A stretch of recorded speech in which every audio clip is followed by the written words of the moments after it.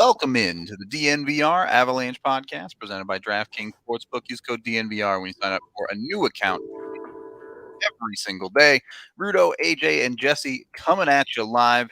Obviously, the Avs are on a COVID break through Christmas break, so there's not really a whole lot to talk about there, but the Colorado Eagles did play last night. They play tonight as well, and there's a good bit of things to talk about on that side of things, so we figured we would hit that up.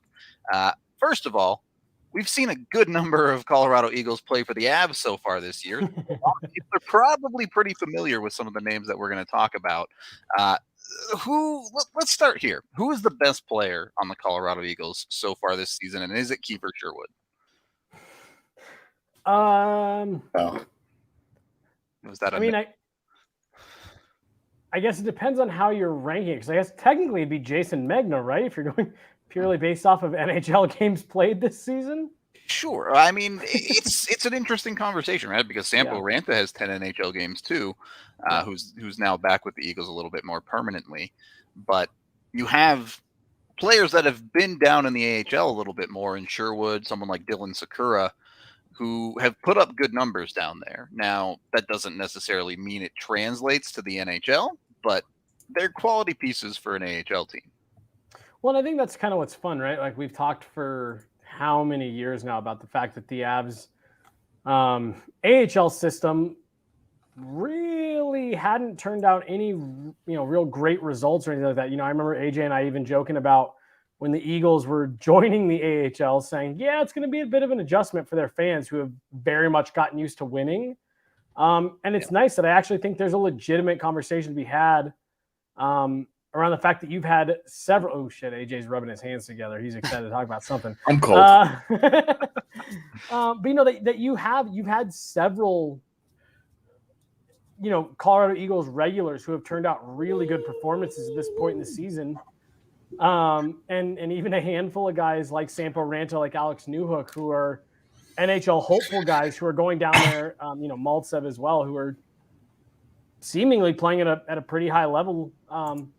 Within that organization, which is it's a nice change to see versus what we've kind of gotten used to, eh?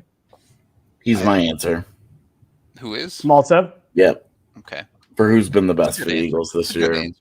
He's just been the most consistent to me. Like Sherwood, obviously, when he got called up, he was leading the AHL in goals. And it was just like, look, dude, the guy got unbelievably hot for 10 days, scored all the goals that they had, and it was just like, okay. And has gone back down and has gone back to earth, right? Has chilled out. And is Kiefer Sherwood's a really good AHL player. Well, but it's I think it's interesting. I think obviously last year was weird, right? Because of the taxi squad. So call-ups and sending people down was a little bit more intricate. You had an extra 5 guys toting around with the NHL team. But this year, without the taxi squad, I think we're seeing for the first time what the Avs really meant when they started talking about the Colorado Eagles as their AHL team and I-25 being the hockey highway, where they need someone. They're moving dudes up and down a lot this year. And unfortunately, a lot of that is because of the injuries, but certainly it has made a lot more opportunity to get guys in and out, at least when both teams are at home. So I'm curious how much of a benefit you guys actually think that is for an NHL team compared to someone like Nashville, whose AHL team is all the way up in Milwaukee. It's massive. Just look at what happened the other day when Jordan Gross got called up, where we don't know the timing of that. The official announcement happened, but he could have just as easily been on the plane with them, right? Mm-hmm. Yep. And the benefit is if something happens in practice the day that they leave, something happens right then. They just delay leaving an extra 40 minutes to let that guy get down to the airport instead of being like, hey, fly this guy out by himself. We need you to go to a public airport, especially with the COVID considerations here. We need you to go to a public airport, sit on an airplane with other people, and meet us in a city, and then we'll come and get you, and you'll meet us there, and then join the team. Being able to just move guys up and down freely. I mean, look, they sent Maltsev down after the road trip. And Maltsev's down, and then things happened. Called him right back up, and it was no big deal. Nothing changed for him. Well, even Justin Barron the other day, they call him up that morning. He's at morning skate. It's not like, we're hoping to get him here in time for warm-ups so that he can, meet his line mates and stuff like that, who he's going to be playing with on a pairing. Yeah. Like, no, that dude got in a full morning skate, and he drove from his house. They got him a hotel, down near the arena and stuff, but he drove from his house in Fort Collins to morning skate the same morning that he got called up. It's invaluable, especially considering, when you remember back when they had their team in Cleveland. Yep. Seriously, getting guys, kind of in an emergency situation if you want. Yeah. Right. I mean, San Antonio's tough because it doesn't have a major airport there. It's a much smaller airport. At least Cleveland is a bigger city where its airport connects more freely to areas that can get to Denver. Crazy expensive to fly from Denver to Cleveland or Columbus for whatever reason. Yeah, it's really weird, dude. Weirdly, it's such a weird city for it to be as expensive as it is. So I'm sure the team loved that. Yeah. But no, it's huge. I mean, they don't have those costs are just gone entirely now. Yeah. Like, they don't exist anymore. The other real kind of feather in the cap of having your team that close that not a lot of people think about, but Jared Bednar talked about it a few days ago when they were having to make some call-ups. Joe Sakic gets to go up and watch those games live. If they play 3 games in a week, he's up there at 2 of them. Yeah, those guys are all hockey junkies, and they all go like Bednar. You go up to an Eagles game on a weekend, on a Friday where the Avs play on Saturday, you'll see all of the Avs staff there. The whole staff, except for the ones who are traveling, doing their own scouting. Like McFarland is oftentimes elsewhere, right? Like he'll be on the road doing his own thing, but you'll see that staff there all the time. They're constantly there. And it's part of what I feel like it helps them just have such a better pulse on the organization, and when they make call-ups and when guys are ready to come back. They weren't guessing on if Alex Newhook was ready to come back to the NHL. They were not only were they having the conversations with the American Hockey League coaches, but they were able to go see him live at practice if they wanted to. And it's just such an advantage that not a ton of NHL teams have. You use Nashville as the example.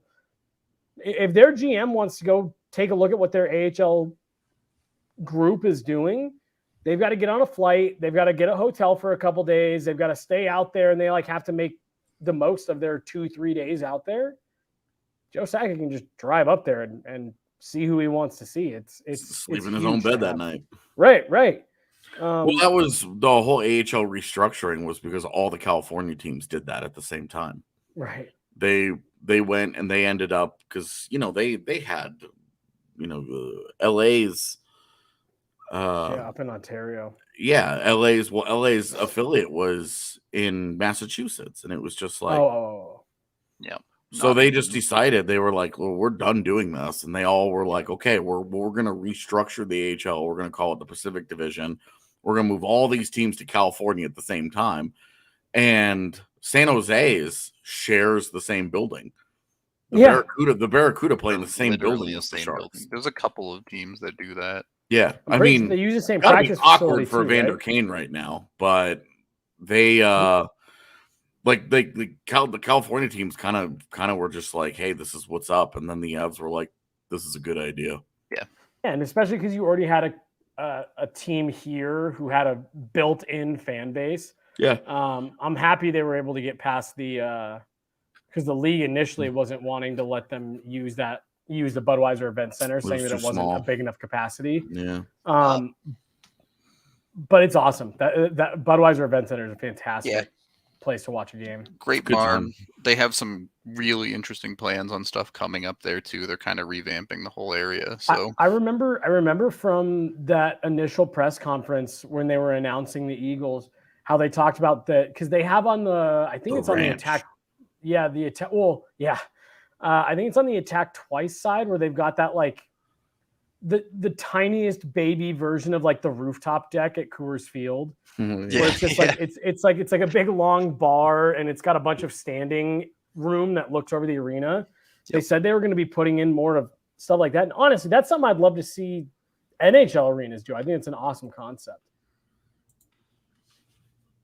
Yeah. Joe driving a Prius. Oh, I do have another question that I want to talk about specifically with the Eagles for the AHL. If you don't know, for the entire existence of the Colorado Eagles, no matter what league they've been in, they've never missed the playoffs. So it's crazy. They're an organization that expects to make the playoffs. Now, granted, with the shifts in the AHL this year, they're basically guaranteed to make the playoffs because I think is it 7 or 8 of the 9 teams in their division get in with the new AHL format. So they'd really have to try to miss. So they'll almost certainly make it. But my question is, how important is it for prospects to get AHL playoff experience? How different is that atmosphere compared to random December AHL game? I mean, I'll tell you, obviously it's not going to hurt, right? Sure. So it doesn't, in no way is it a bad thing.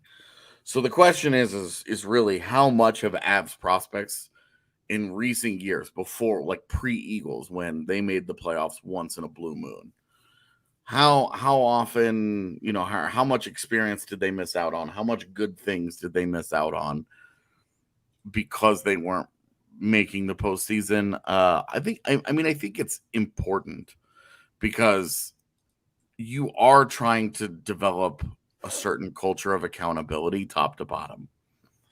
And you are trying to develop just hey, when you get to this organization, it doesn't matter if you're in the AHL or the NHL. You're expected to contribute to a winning team. You're expected to have this goal to be competitive day in, day out. You're not just here for you. When you're in the AHL, you're not just here to develop your game and use this as a launch pad to an NHL career. Ultimately, that's the goal for you. But there's a bigger thing at play here. You need to be representing this organization properly, and you need to be doing it competitively because we expect to compete. We expect that you are going to be part of a winning culture throughout your entire time here. And so I just think in that terms, and it just from a culture standpoint, I think it's important. Is it a huge problem if a team doesn't? I don't think so. Yeah, like Columbus, when Bednar led the Lake Erie Monsters to the Calder, did that change the Blue Jackets at the NHL level? Did it alter their future because they won that Calder Cup? No.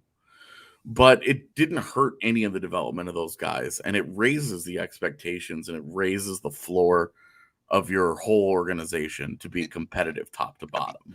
Is it a little bit of a chicken and an egg thing? Because you look at those teams that Bednar coaching, you're like, this team that made the AHL playoffs sure did have a bunch of NHL players on it that were about to join the league. There were a lot. There is a level of it too that, like AJ said, I don't think it's an issue if you play, if you're a young guy and you play 2 years in the AHL and you never see the playoffs. Mikko Rantanen didn't see the playoffs in his 1 year when he was, co-rookie of the year and all that stuff. They didn't get in. Obviously, it didn't hurt him. But at any level that you play at, any level of competitive, I think so. That's why he came up to join the Avs. One of those, I know one of the years they were really good. The Rampage were really, really good. And they got swept in that postseason. That may have been it. It was not that year. Any level of competitive hockey, whether it's a full season or a 4-day tournament, there's an extra level that ramps up when you get to playoffs. So I think anytime a player can get a taste of that pace of play and the intensity ramping up at a higher level, I think it's good. And to AJ's point, it does kind of. I don't know if you guys watched the All or Nothing, the Toronto Maple Leafs thing on Amazon Prime. Yeah. It was really, really interesting, really good. And there was a point there, and AJ's not probably going to love this, but John Tavares talked about how he's only been out of the first round once. And I just thought what he said was really interesting. How he said that he remembered when they eliminated that team in the first round, how difficult it was to get that fourth win and actually eliminate a truly desperate team like that. He said he remembered having the thought of, whoa, I have to do that 3 more times. And again, at any level of especially professional hockey, even the AHL, learning how to, or at least experiencing what it's like to go through eliminating a team, literally ending their season with a win, a team that's fighting to keep going. Like, I think that's valuable. I don't think you have to have it because the hope is that you eventually get that in the NHL. But I think if you go through it at the AHL level, it's good for a player. It's not, by no means is it bad for them to go through an AHL run. And the same thing with Bednar. Like, in my opinion, there's a reason he's won every time he's gone up a level, because he understands and he's seen what it's like to have to go through and manage those emotions as you get closer and not getting too high. And if you lose a couple of games, not getting too low. And I know those are like hockey cliches, but like, it's real things that you have to learn how to manage and deal with, and going through that playoff grind at any level, especially because the AHL is a 7-game series, correct? Yeah. Yeah. So, having to go through that where you're having to beat the same team 4 times over the course of 2 weeks, like there's definitely good stuff to come out of that. It's valuable. Okay. Yeah. Not necessary, but valuable. But it's not. Yeah, it's not like killer to a guy's development if he doesn't get it. It helps. Oh, he's not. He's going to be a nobody. He never saw the AHL playoffs. I do want to go a little bit more into this conversation, but we are brought to you by Breckenridge Brewery, the official beer of DNVR. Go get it down at the bar. 8 different kinds on tap right now, or you can get it at your local liquor store. Check out the Breck Beer Locator online to find it near you. And then also, be sure to check out Snooze Sleep, the 4-in-1 mattress, firm or soft. You just flip the mattress. Hot or cold, you flip the mattress cover. It can be up to 10 degrees of difference, so whether you're a hot or cold sleeper, they got a thing for you. It doesn't really matter about which ones you like. You can make it work. They are local to Colorado, too, so be sure to check out Snooze Sleep. They have a 7-day money-back guarantee, so you can make sure you try it before you sleep. No, you do sleep on it to try it. I'm struggling today, but be sure to go try it today. Check them out, Snooze Sleep. They're super awesome. We highly recommend their mattresses. And get the DNVR gift boxes. There's still time. If you order by December 20th, you can still get it in time to put it under the Christmas tree. So that gives you an annual DNVR membership, 2 shirts from our collection, and a $15 gift card to the DNVR locker. So be sure to jump on that deal while you can get it. It's great for any Colorado sports fan that you might know. Second period of the DNVR Avalanche podcast presented by DraftKings Sportsbook.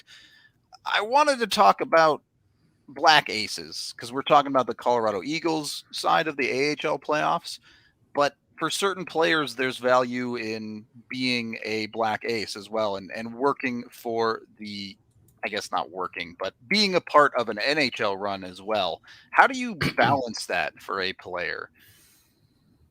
I think that's a really good experience because you get a feel for everything about everything that is making a championship run is all about, except for the actual playing of the game. But like, you live the day-to-day. You go through morning skate, you practice, you're there, you're traveling with the team. Part of the conversations. You're going through the video sessions, you're going through the meetings.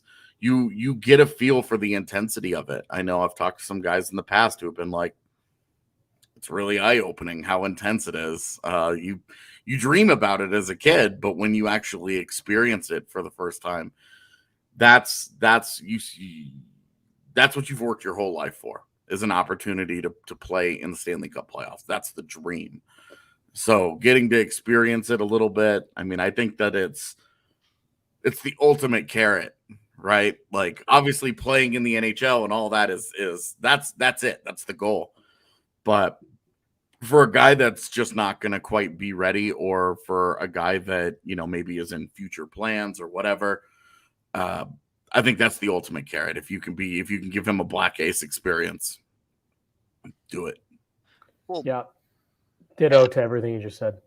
And I don't want to talk us in circles too much, but again, you can see how you can kind of have your cake and eat it too in the Avalanche situation where, yeah, they had Alex Newhook go be a Black Ace last year, and then they brought him back to the AHL this year after the opening night. They said, you know what, we can send this dude back for 10, 15 games, and when he's ready to go, he can come back. So yeah.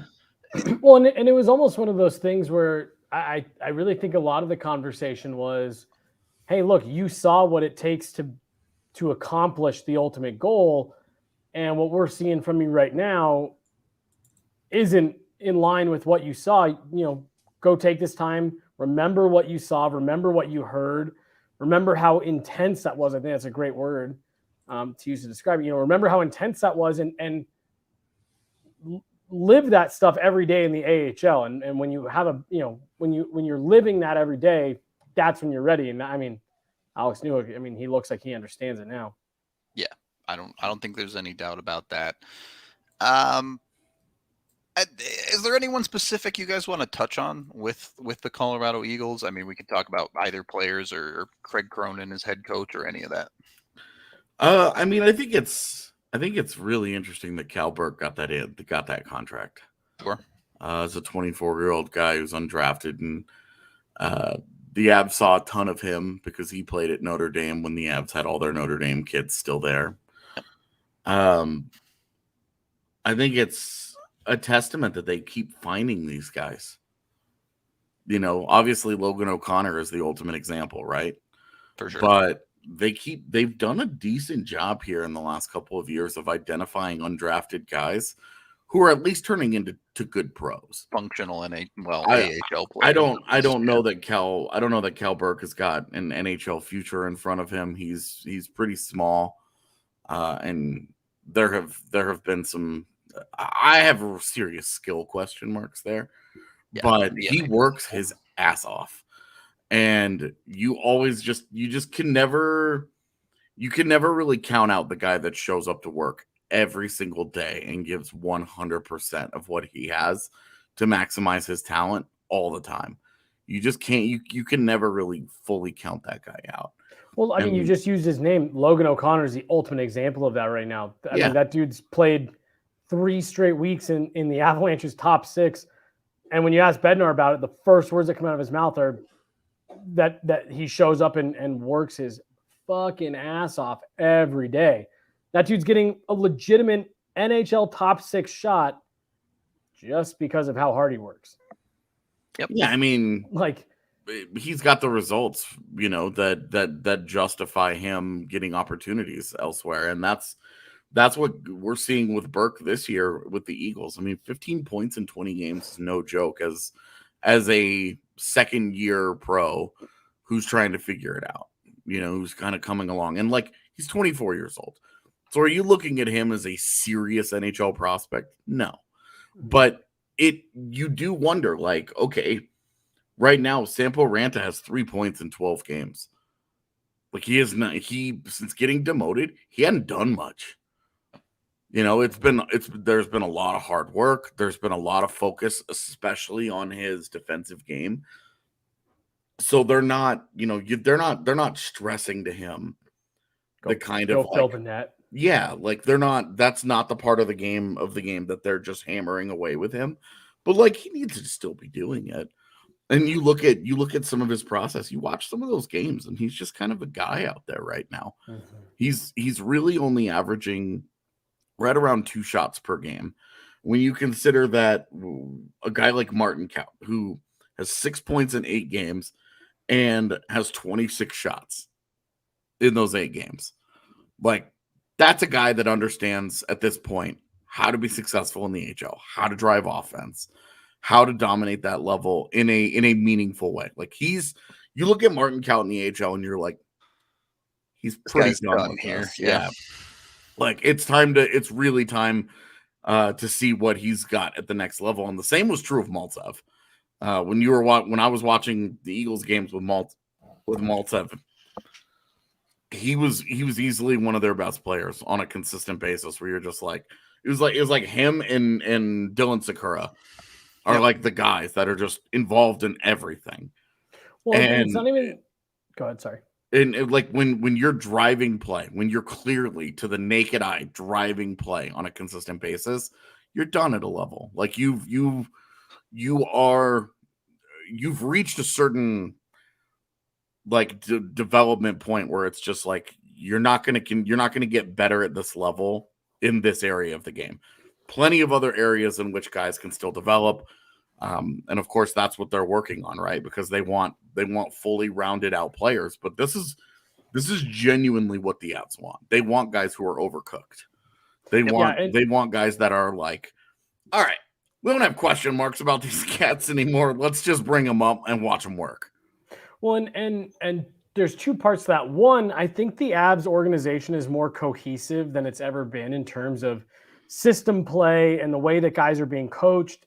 I know Jared Bednar has talked several times about the fact that he and Cronin stay in very regular contact. They implement the same systems. Their power plays are run the same. When the NHL club changes something, they communicate to the AHL club, who typically makes the same type of change.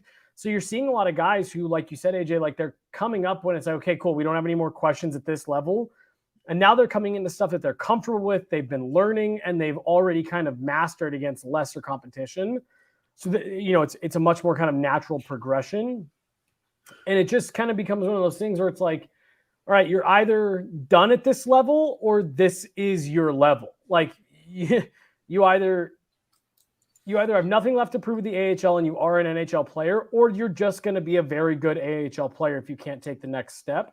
And I think that's where a couple of these guys are at. We saw it with Vlad Kamenev a couple seasons ago, where and obviously there's a ton of injuries that go into that really kind of derailed the beginnings of his NHL career. And I think unequivocally, regardless of which would it derailed his career completely. Like we kind of saw that with him. It was like, every time he goes down and plays in these conditioning stints or gets sent down, he plays really well. He's clearly a step ahead, but then you bring him up to the NHL and Rocco Grimaldi, right? That's like the ultimate example. He's a point per game player in the AHL and just never has really stuck. I mean, even Rocco made it work for a couple of years in Nashville there. Yeah. Dude, you're good. Your example here. I mean, it's the Sherwoods and the Sakuras. The Avs have guys like this every year, these AHL veterans. And like Sakura is a point per game guy in the AHL for an extended period of time now. He's the ultimate quad A player. Because every time we've seen him in the NHL, you're like, who was it a few years ago for the Avs? He was MVP for the AHL. Are you talking about TJ Tynan? Yeah, Tynan, and they had one other before that. It was their go-to call-up every time. But yeah, every time he came to the NHL, I was like, eh. I mean, AJ Greer. I mean, the list is literally endless of players who are this close to being full-time NHLers, but they're really good AHL players. Something. Making the NHL is hard, it turns out. Yeah, the NHL is the best league in the world for a reason. So Scarbosa, there's another one. Like there's just so many that the Avs have had over the last few years who are like AHL All-Stars, AHL MVP candidates. But yeah, you come up to the NHL and it's just like, well, and that's where age is an important part of the conversation. Because it's funny because you talk about a guy like Shane Bowers and you're like, oh, he's only 22. It's not like his career is over. And you're like, yeah. That that's the brutal part of hockey. Seriously. Guys, I know guys who's like, people started closing the book on their career at 17 years old. If you're not at a certain point, at 17, 18, that window goes from being this big to being this big. Logan O'Connor's the exception to the rule, right? If you don't get drafted, your chances of making the NHL are so slim. Well, and if you don't make the NHL within a couple of years of being in the AHL, like your Devon Taveses are the freaks. Yeah. Those are the guys. Rare. Those are the guys that you're just like, what the hell? Well, this isn't. You're Ryan Graves. You're 4 years in the AHL. Like it works for some guys, but it's so rare that it works for guys. Yeah. So Shane Bowers needs to stay healthy fan. Here's another. I'll just say that comment that just came in. Like, here's another thing that I do want to talk about. We look at it a lot as like, oh, well, why don't they give them a shot? But it's also one of those things where it's like, there's obviously something going on at a level where it's like there's something that we aren't seeing that is keeping them from calling people up. There's a deficiency in their game that they aren't seeing improving. There's consistency issues. There's just always different things that are going on as to why players aren't being called up, and it's not always super obvious. If you put Shane Bowers in a box for a second this year, I think it's pretty hard to make the argument that the Avs aren't giving opportunities to guys. We saw the 10 games from Sampo Ranta. We saw Martin Kaut get games until he got hurt. We've seen Maltsev come up and down. We saw Newhook go up and down.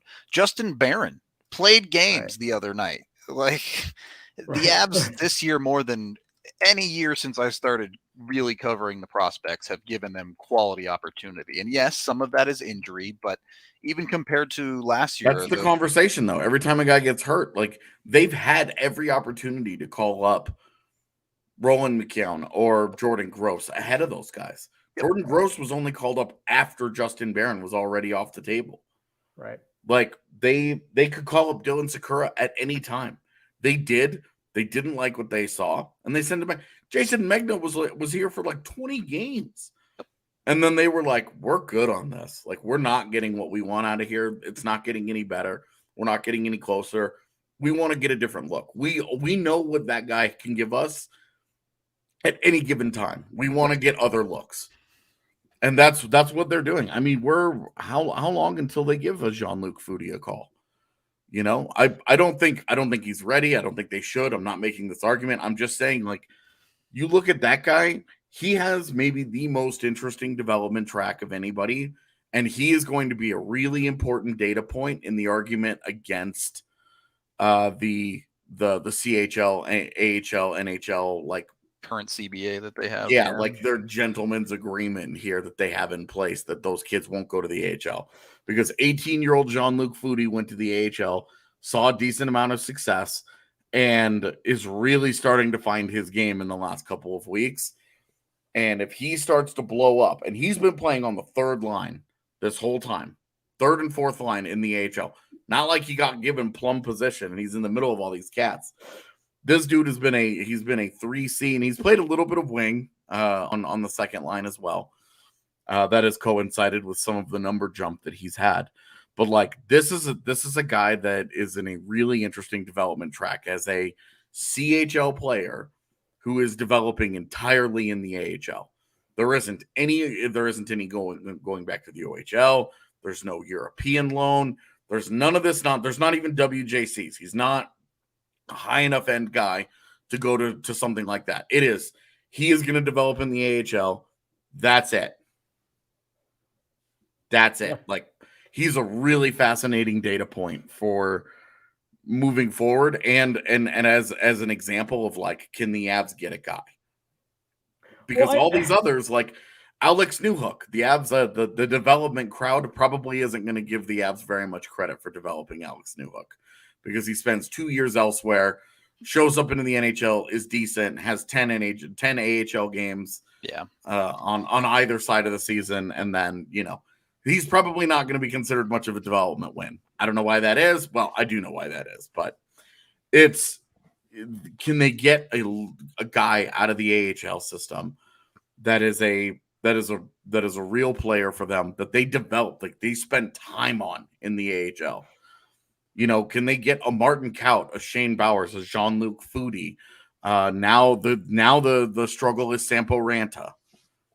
Yep. You know, can they get some cats here out of these development tracks? Not to sound too much like an LOC fanboy still, but that's one that I don't think they get enough credit for. I agree. No, I fully agree. Yeah, they took an undrafted player and turned him into a legit, like, whatever he's gonna be. Like, he's right. Yeah, I'm totally with you, man. It frustrates the hell out of me. They haven't gotten a draft pick and blah blah blah. They turned an undrafted guy into an NHLer, like right, into a full-time NHLer. That it's that is one that I don't think they get enough credit for. But no, honestly, just real quick on the foodie thing. When I saw, a few years ago when we saw Austin Matthews go play in Europe, and then he was immediately eligible for AHL. Obviously, he was going straight. He scored fucking goals in his first NHL game. But the fact that he was AHL eligible, I thought we were going to see a ton of kids start following his lead and doing that. Because honestly, I don't know what the downside is to that. If you're a high-end prospect like that, you get to go, 1, get paid, 2, play against bigger, stronger, faster players, and you're eligible to start jumping directly into that organization at the AHL level right away instead of having to potentially go back to this, again, if you're that type of prospect. Yeah. I just thought we'd see a lot more people go that route than we have. I did too, but it's... It is a little bit complicated too, right? Like a lot of European leagues require foreigners to be 18 despite letting younger players that are from the country to play. But still, I agree with you guys. Certainly when you're talking about top 5 picks, especially in some of these draft classes that have had super high-end talent, a little bit surprised. Well, and like also, you wonder what happens, how do things go differently for some of these guys that get trapped? Yep. Like my favorite example of this is Jonathan Duran. The guy that had absolutely no need for another year in the queue, but was not NHL ready. And he was just stuck. That guy should have bailed for Europe. There are considerations. Like, you can't just leave for Europe and be like, okay, all of my contract obligations, bye. Right. But like, a guy like that just gets stuck in a development track that isn't doing him any good anymore. Well, and so I just real quick, and then we can move on. Just a comment that says, development is about the whole, not outliers like LOC. I don't disagree, but you also can't sit there and trash on the fact that they missed on guys and not acknowledge the fact that they've got several guys that I don't think they get enough credit for. And LOC is just kind of like the ultimate example. You can't say, oh, well, we can mark against them, but we can't give them any credit back for taking guys that really had no NHL future and helping develop them into full-time NHLers. Like, I just think that's trash. No, the honest answer there is that the guys who make the NHL are the outliers. Yep. Yeah. That's not only that is true, and if you're talking about the whole, then you have to include LOC as an undrafted, and you also have to include all of the Avs top of the first round picks because those guys made the NHL too. It also frustrates me that like the Avs, it's like, oh, they can't get a top 10 pick, and it's like, how many franchises would straight cut a bitch to get the success that they've had in the top 10? Because if you go and you look at it, they've been arguably the most successful franchise drafting in the top 10. Duncan Siemens is and I guess he was 11. Yeah. So now, granted, they haven't gotten one out of the top 10. It looks like Newhook is going to break that. And if they're lucky, Martin Kaut will too. But it's funny because you just keep moving it backwards. Oh, well, it hasn't been out of the top 10. Oh, well, now it hasn't been out of the first round. Oh, now it hasn't been out of the second round. Oh, well, now it hasn't been a goaltender. Oh, now it hasn't been a fifth round pick. And what do they need to develop goaltenders for? That's what Washington is there for. True. All right. We are brought to you all by Strava Craft Coffee. You can use the CBD infused coffee to not only help with your morning coffee, but it helps with aches and pains like migraines, IBS, joint pain, all sorts of stuff. So if you haven't tried it yet, you can get 25% off with code DNVR25 at checkout, or you can always go to the bar, get it cold brew there. So if you want to try it before you commit, go on, get it. It's super delicious. I know, Jesse, you use the K-Cups, right? You got the K-Cup version? I do. Yes, sir. So they're great. They showed up unbelievably quick. How easy is it to use again? Quite easy, I'm told.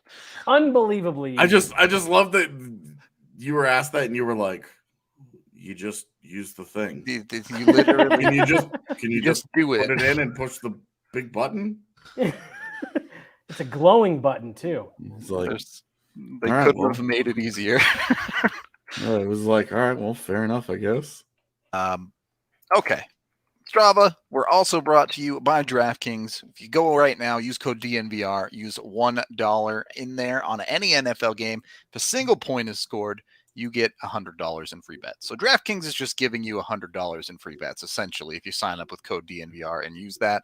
Then you can go bet on whatever you want. I'll bet they have some bets for World Juniors in there at some point. I haven't actually looked yet, but I'll bet they have a couple. No doubt it's coming. Yeah.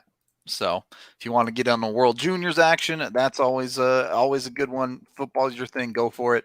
If European table tennis is it, if I've been trying to get into a little bit of cricket, but I'm just not good at it. I just don't. It doesn't process very well with me, but you can bet on cricket too. So be sure to check out DraftKings today. You can use that DNVR code when you sign up to get $100 in free bets when you bet $1 on an NFL game. DraftKings is an official sports betting partner of the NFL. Must be 21 or older, Colorado only. Other terms, restrictions, and conditions apply. See DraftKings.com/sportsbook for details. Of course, if you have a gambling problem, call 1-800-522-4700. And last but certainly not least, we're brought to you by Green Mountain Dental Group. You can take care of your teeth with them. When you schedule a cleaning, x-ray, and exam, they'll give you a free Sonicare toothbrush so you can take care of your teeth at home, too. Third period of the DNVR Avalanche podcast presented by DraftKings Sportsbook. If you guys have anything you want to say on the AHL, we can wrap that up, but we can get into some of the fun questions that we have. I know, AJ, you've got a list of them, so... Yeah, so last night I tweeted out, I basically just said, hey, we've got 6 days worth of shows to do. Yep. That we weren't expecting to do, obviously. There'd be games. Yeah. Yeah, because we were planning on games taking place. So what's on your guys' mind? And instead of getting show topics, we got a lot of individual questions. So we thought we would actually just answer some of those. Yeah, dig into a couple of these. We talked about Callahan Burke earlier in the show, so just go back and rewind that if you're curious about him. Yep. Let's see here. Do you guys have any controversial hockey opinions? Like anything off the top of your head that we're not talking trade rumors? No. Anything off the top of your head that you would consider to be a controversial opinion? I kind of alluded to it the other day. I like the shootout. I think the shootout's a fun way to make sure that you get a winner. It's quick, it's efficient, and put some skill on display. Yeah. And I know that's kind of a technically controversial one. I'm the opposite. Regular listeners will know. I think 3-on-3 overtime is dumb. You should play 5-on-5 until it wins. Or someone wins, rather. You can end up with regular season games that go 5 hours. Oh. My argument. Rudo's got the time. My argument is that because so why don't you like the shootout? Why would you rather it just be 5-on-5? I think the shootout is it's too choppy for me, right? It's stop, start, and yes, I understand that builds a little bit of the hype or whatever you want to call it by now that it's a must score situation and all that. But you could also just spend a whole overtime doing that, and I think it's maybe it sounds a little bit old boys clubby of me to say it, but I think you want to stay true to the game. You want the results to happen and that's the argument that I always love for just let overtime go. Have you ever seen the goal that wins a 4 overtime game? Yeah, it's ugly and it's great, and I love everything about it. But so I just don't get how that's like it stays true. So you got two teams out there that are exhausted, dead tired, and you end up winning the game on a goal that would almost never go in under any other circumstance, except for the fact that guys are dead tired because they've almost played two full games. They're playing hockey, not in a skills competition.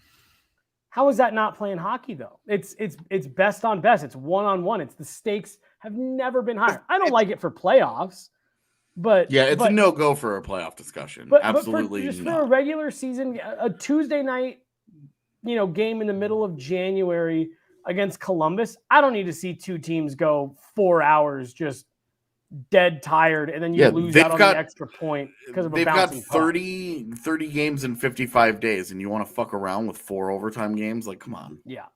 No, just give me the 3-on-3. I wouldn't hate them doing a second 3-on-3, or I know there was even suggestions a few years ago to go down to 2-on-2. No. For like a 3-minute period. Yeah, absolutely. All right. long before that. And honestly, if you don't want the 4-hour games, my solution to that is bring back ties.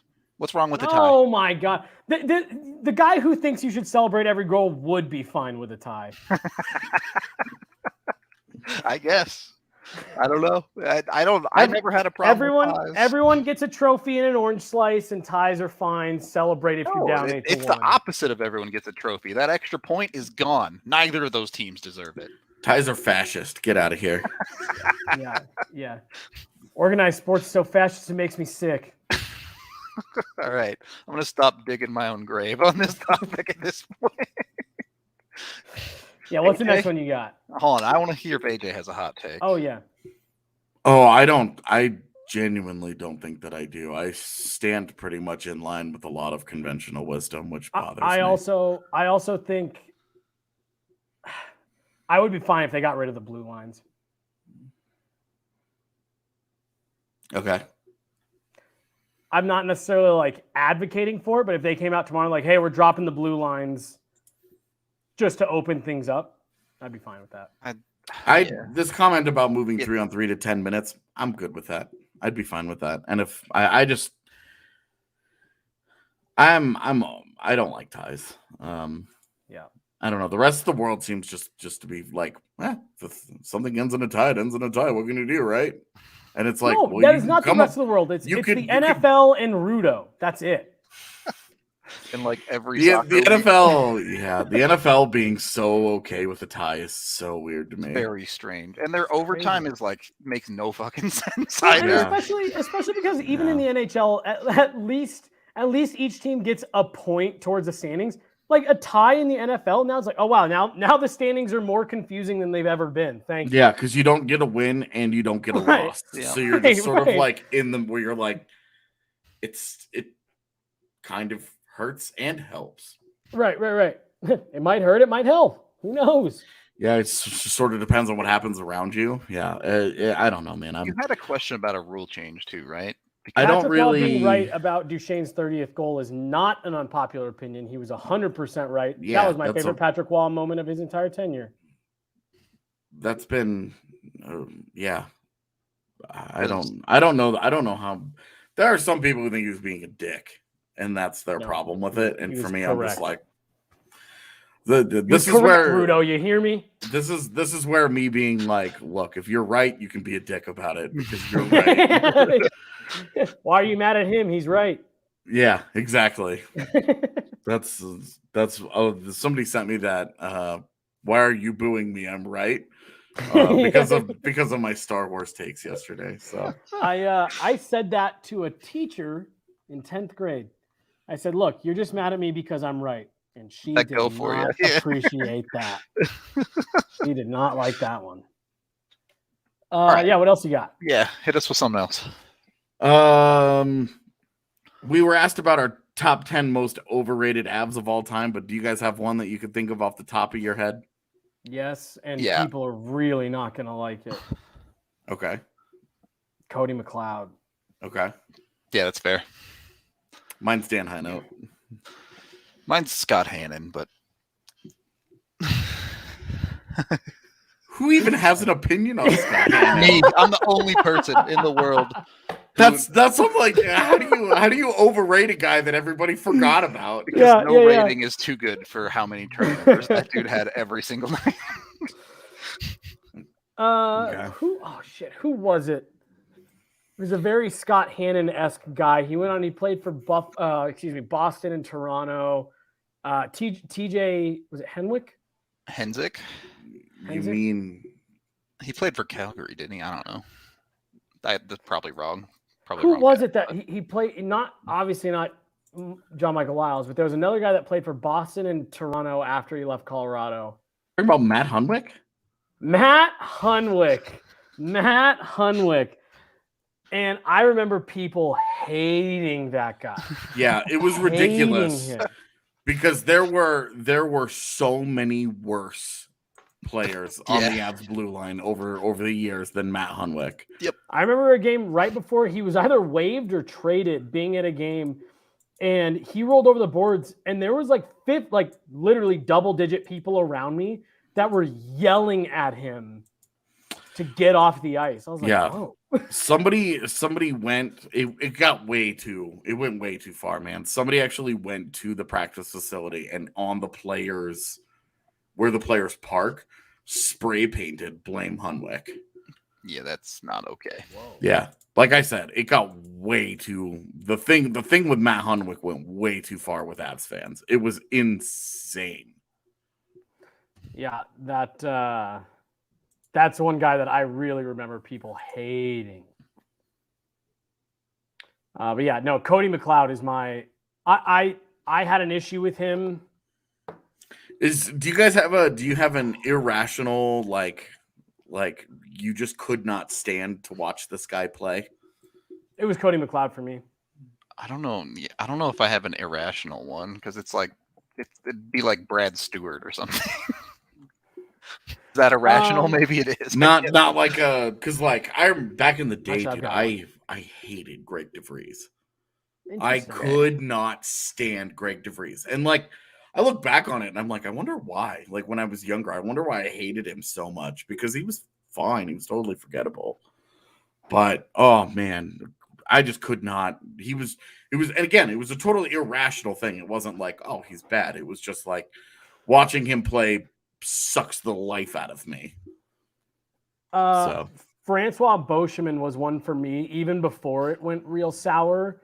I just remember being so pissed that he was the big like defensive acquisition they went and made that summer when there were so many guys available to improve that blue line through free agency like they said they wanted to do, and they signed like the 15th best guy on the defensive list. And so I was just pissed anytime he was on the ice, regardless. And then it went bad, and then it was easy to be pissed at him. Somebody asked for a StarCraft tier list. I don't know what that means. What kind? Like the races? It just says StarCraft tier list. Zerg, and then Terran, and then Protoss. Wow. All right.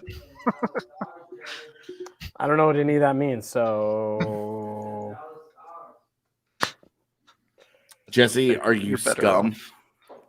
Am I what? Are you scum? Scum? Yeah. I might be. I don't know. Maybe. Oh. That was a yes or a no. Depends on who you ask. You have to pick a side. Yes or no. I'll say no.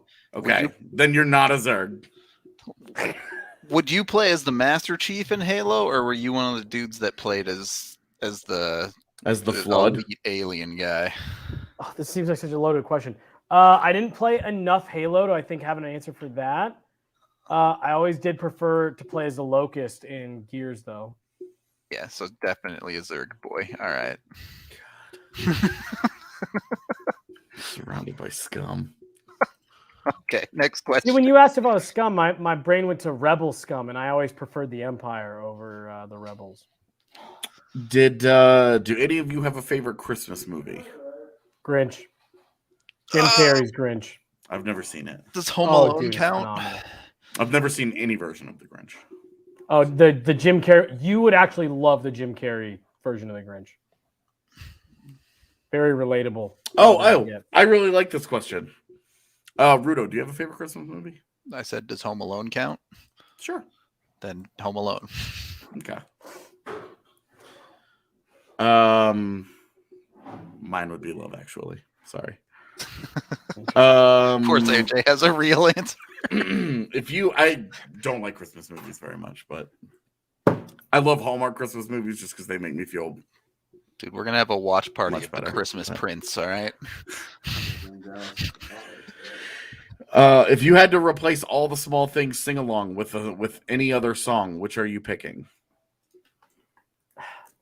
I don't know. I don't like that question because I love All the Small Things. It's like the perfect mix of like nostalgia from my youth and I don't know, Blink from that era is just dope.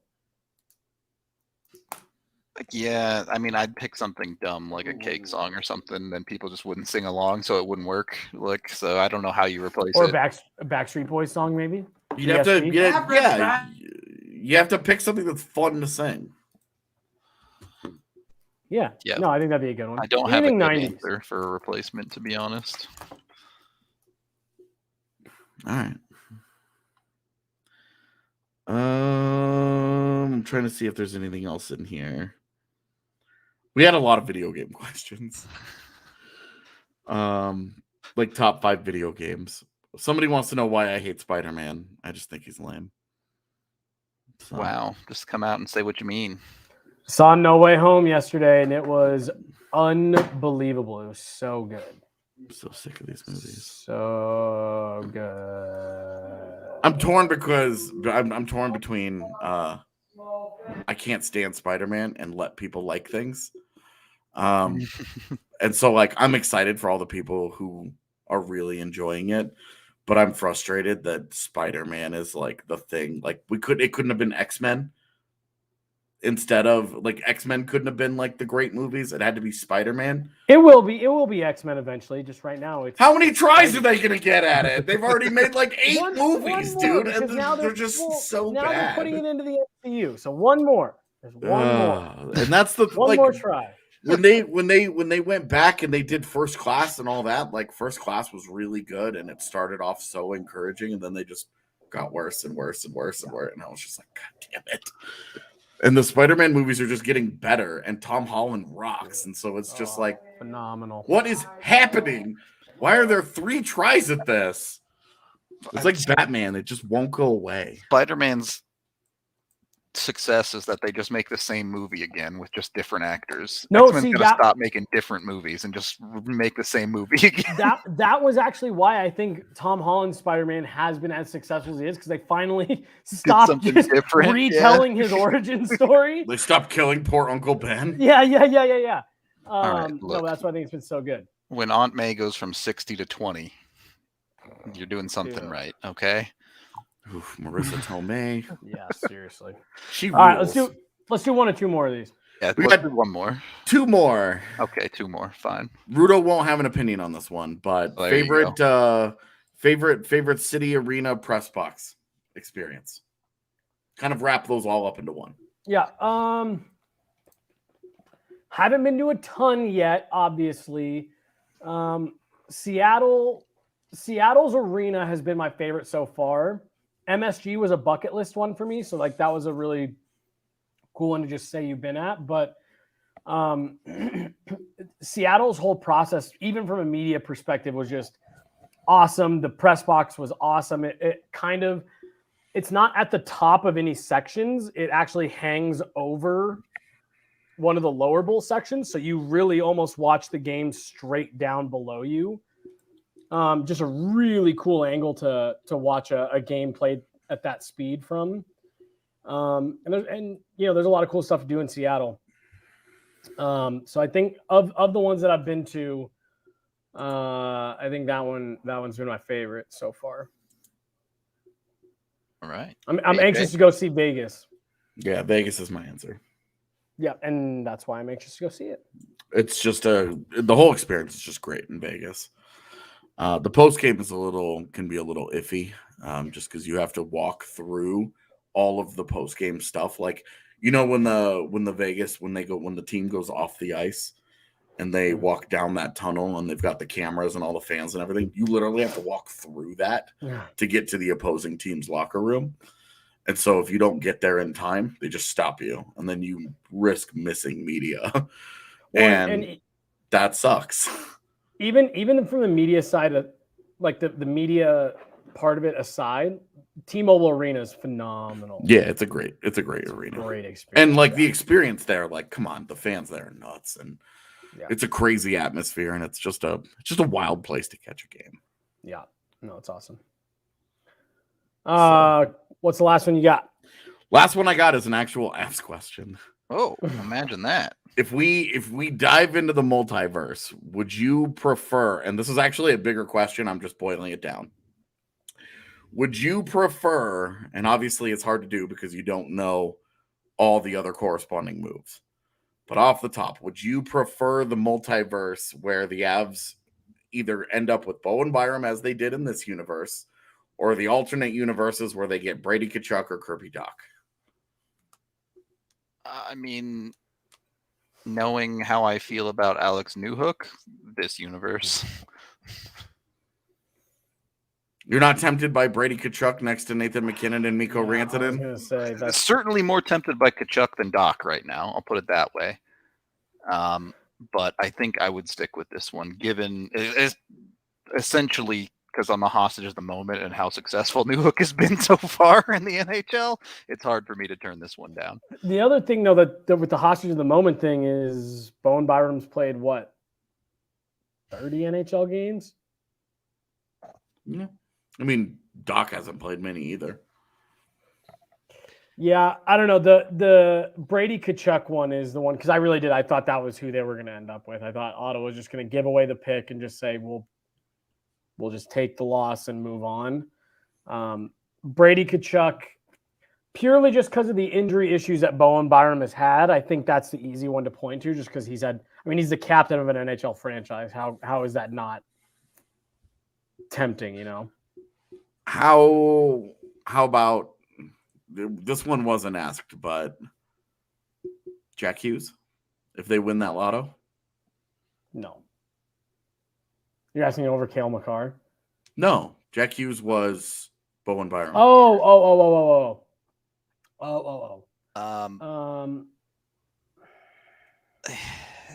Probably Sure. not. Probably, assuming like Byram returns to health and has a career. To me, they're same but different right now. Look, high-end defensemen in the NHL are always just more valuable. It just is what it is. Then high-end centers? Yeah. Like same but different for me. Does Jack Hughes solve that 2C issue? Yes. Oh, absolutely. Easily. Without a doubt, he does. I mean, does he? Yes. We'll see. Go look at his career right now.